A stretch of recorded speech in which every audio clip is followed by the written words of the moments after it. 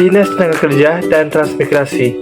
Dinas Tenaga Kerja dan Transmigrasi dipimpin oleh Kepala Dinas yang berkedudukan di bawah dan bertanggung jawab kepada Gubernur melalui Sekretaris Daerah.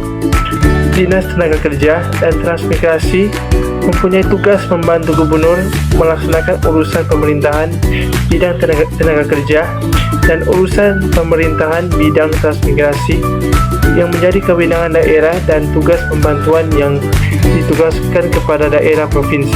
Adalah suatu keterampilan yang sangat penting dalam menjaga stabilitas keuangan dan keberlangsungan bisnis. Pengelolaan keuangan perusahaan melibatkan perencanaan, pengendalian, pengorganisasian, dan pengarahan seluruh aktivitas yang berkaitan dengan aspek keuangan perusahaan. Manajemen keuangan perusahaan sangat penting karena perusahaan dapat memperoleh data untuk membuat visi, menentukan keputusan investasi, serta memiliki wawasan berinvestasi, mengontrol likuiditas, kas, dan lainnya.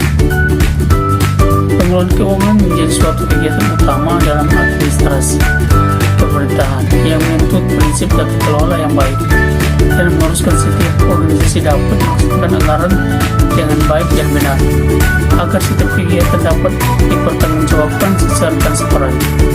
Selain itu, suatu pengelolaan keuangan dapat ditentukan oleh bagaimana pengguna anggaran mentaati ketentuan-ketentuan yang berlaku.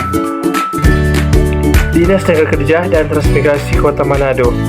Dinas ini bertanggung jawab untuk mengolah bidang tenaga kerja dan urusan pemerintahan bidang transmigrasi Kota Manado, pelayanan penyelenggara urusan pemerintahan, dan pelayanan umum ketenagakerjaan dan ketransmigrasian.